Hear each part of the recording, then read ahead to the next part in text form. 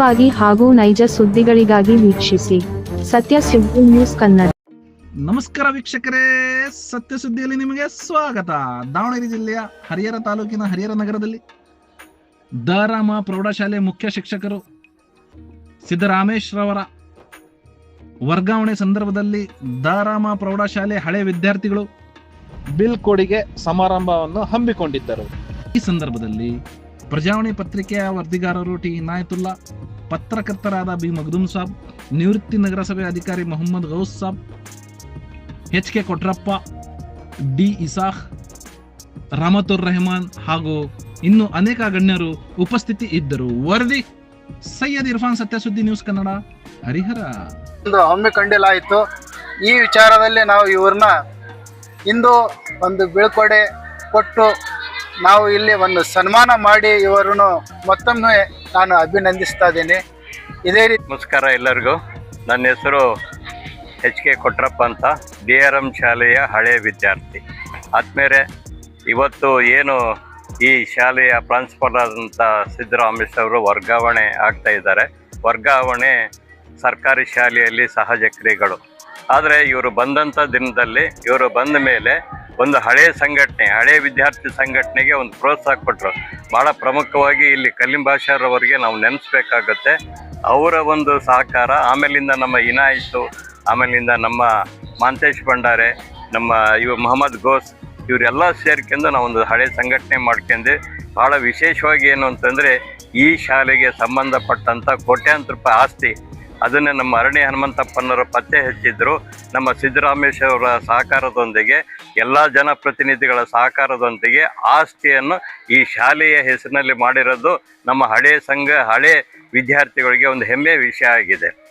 ನನ್ನ ಹೆಸರು ಮೊಹಮ್ಮದ್ ಗೌಸ್ ಅಂತ. ನಾನು ಈ ಕಾಲೇಜಿನ ಈ ಶಾಲೆಯ ಹಳೆಯ ವಿದ್ಯಾರ್ಥಿ.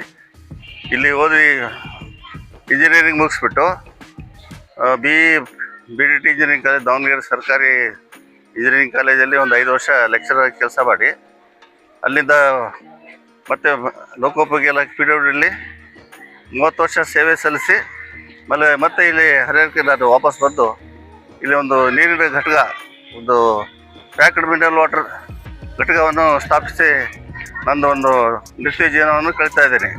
ನನ್ನ ಪರಿಚಯ ಬಿ ಮಗ್ದುಮ್ ಅಂತೇಳಿ.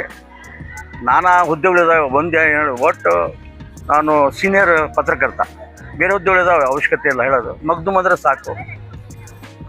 ನಾನು ಈ ಸಂದರ್ಭದಲ್ಲಿ ಹೇಳೋದೇನೆಂದರೆ, ಒಂದು ಸುಂದರ ವಾತಾವರಣದಲ್ಲಿ ಇವತ್ತು ನಾವೆಲ್ಲ ಸೇರಿದ್ದೀವಿ. ಕಾರಣ ಅಂತ ಹೇಳಿದರೆ, ಸುಮಾರು 13 ವರ್ಷ, ಅದೇನು ಸಣ್ಣ ವಿಷಯ ಅಲ್ಲ, 13 ವರ್ಷ ಸತತವಾಗಿ ಏನೊಂದು ಕಪ್ಪು ಚುಕ್ಕಿ ಇಲ್ಲದೆ ಇವರು ನಮ್ಮ ಸಿದ್ದರಾಮೇಶ್ ಅವರು ಈ ಒಂದು DRM ಹೈಸ್ಕೂಲ್ನಲ್ಲಿ ಸೇವೆ ಮಾಡಿದ್ದಾರೆ. ಯಾಕಂದರೆ ತುಂಬ ಇಂಥವ್ರು ಸಿಗೋದು ನಮಗೆ ಇರಲ್ಲ. ಭಾಳಷ್ಟು ನಮ್ಮ ಸ್ನೇಹಿತರೆಲ್ಲರೂ DRM ಸ್ಕೂಲ್ನಲ್ಲಿ ಓದಿದ್ದಾರೆ. ಆದರೆ ನಾನು MKT ಸ್ಕೂಲ್ನಲ್ಲಿ ಓದಿದೆ. ಇಲ್ಲಿ ಯಾಕೆ ಬಂದೆ ಅಂತ ಹೇಳಿದ್ರೆ ಒಂದು ಕಾರಣ ಇದೆ. ಸುಮಾರು ವರ್ಷಗಳ ಹಿಂದೆ ಈ ಹೈಸ್ಕೂಲ್ ಪರಿಸ್ಥಿತಿ ಹೆಂಗಿತ್ತಂದರೆ, ಹೆಣ್ಮಕ್ಳು ಬರೋದು ಕಷ್ಟ ಇತ್ತು, ಭಯಭೀತರಾಗಿದ್ದು. ಕಾರಣ ಅಂತ ಹೇಳಿದ್ರೆ, ಈ ಕೆಲವು ಗುಂಡಾಗಳೆಲ್ಲ ಇಲ್ಲಿ ಬಂದು ಬಿಡಿಸೋದು, ಇಸ್ಪೆಟ್ ಆಡೋದು, ಇದು ಮಾಡಿದ್ರು. ಗುಲ್ಬರ್ಗಿಂದ ಈಗ ಅಡಿಯಪ್ಪನವರು ಅಂತಿದ್ದಾರೆ, ಅಡಿಯಪ್ಪನವರು ಬಂದರು. ಪರಿಸ್ಥಿತಿ ಹೆಂಗಿತ್ತಂದರೆ, ಹೆಣ್ಮಕ್ಳು 7th ಸ್ಟ್ಯಾಂಡರ್ಡ್ ಆದ ತಕ್ಷಣ ಇಲ್ಲಿಗೆ 8th ಸ್ಟ್ಯಾಂಡಿಗೆ ಬರಬೇಕು. ಆ ದುಷ್ಟರ ಒಂದು ಇದರಿಂದ 7ನೇ ಕ್ಲಾಸಿಗೆ ಮೊಟ್ಟುಗೊಳಿಸಿದ್ರು. ಆದರೆ ಅಡಿಯಪ್ಪನವ್ರು ಏನು ಮಾಡಿದರು, ಎಲ್ಲರೂ ಕರೆದು, ಇಲ್ಲ ಇದು ಭಾಳ ಅನ್ಯಾಯ, ಇಲ್ಲಿ ಓದೋದೆಲ್ಲ ಬಡ ಹೆಣ್ಮಕ್ಳೇ, ಆದ್ದರಿಂದ ಏನಾರು ಮಾಡ್ಬೇಕಂತೇಳಿ ಉರ್ದು ಕ್ಲಾಸಲ್ಲಿ ಭಾಳಷ್ಟು ಸಂಖ್ಯೆ ಕಡಿಮೆ ಆಗ್ತಾಯಿತ್ತು. ಉರ್ದು ಸೆಕ್ಷನ್ ಬಂದಾಗ್ತಾಯಿತ್ತು. ಆದರೆ ಅಡಿಯಪ್ಪನವರ ಒಂದು ಇದರಿಂದ ಅದನ್ನು ಈಗಲೂ ಉಳಿದೆ. ಭಾಳಷ್ಟು ಬಡ ಹೆಣ್ಮಕ್ಳು ಹೈಸ್ಕೂಲ್ ಓದಿದ ಜೊತೆಗೆ ಮುಂದೆ KPSC ಮಾಡಿದ್ದಾರೆ, ಡಿಗ್ರಿ ಮಾಡಿ KPSCಲಿ ಅಟೆಂಡ್ ಆಗಿದ್ದಾರೆ, ಕ್ಲರ್ಕ್ಗಳಾಗಿದ್ದಾರೆ. ಇವ್ರಿಗೆ ನಾವು ಅಡಿಯಪ್ಪನವ್ರು ಮರೆಯಾಗಿಲ್ಲ. ಅದನ್ನು ಬಿಟ್ಟರೆ ನಮಗೆ ಸಿದ್ದರಾಮೇಶ್ ಅವ್ರ ಬಗ್ಗೆ ಎಷ್ಟು ಹೇಳಿದ್ರು ಕಡಿಮೆನೇ. ಭಾಳ ಸೌಮ್ಯ ವ್ಯಕ್ತಿ, ಬರೋರಿಗೆ ಎಲ್ಲರಿಗೂ ಭಾಳ ಗೌರವದಿಂದ, ನಮಗೆ ಆತ್ಮೀಯದಿಂದ ಬರಮಾಡ್ಕೊಳ್ತಿದ್ರು. ಇಂಥ ಒಂದು ವ್ಯಕ್ತಿ ನಮ್ಮಿಂದ ಹೋಗ್ತಾರೆ, ಏನು ದೂರ ಹೋಗಿಲ್ಲ, ಪಕ್ಕದಲ್ಲಿ ದಾವಣಗೆರೆ. ಯಾವಾಗಾದರೂ ನಮಗೆ ನೆನಪು ಬಂದರೆ ಅವ್ರನ್ನ ಬಂದು ಭೇಟಿ ಆಗ್ತೀವಿ. ಮುಂದಿನ ಜೀವನದಲ್ಲಿ ಅವರು ಭವಿಷ್ಯ ಉಜ್ವಲ ಆಗಲಿ, ಅವ್ರ ಮಕ್ಕಳು ಮತ್ತು ಭಾಬಿ ಅವ್ರಿಗೆ ಆರೋಗ್ಯ ಕೊಡಲಿ, ಐಶ್ವರ್ಯನೂ ಕೊಡಲಿ ಅಂತ ಹೇಳ್ತಾ ನನಗೆ ಮಾತಾಡಲಿಕ್ಕೆ ಅವಕಾಶ ಕೊಟ್ಟಿದ್ದಂಥ ಎಲ್ಲರಿಗೂ ಧನ್ಯವಾದಗಳು. ನಮಸ್ಕಾರ.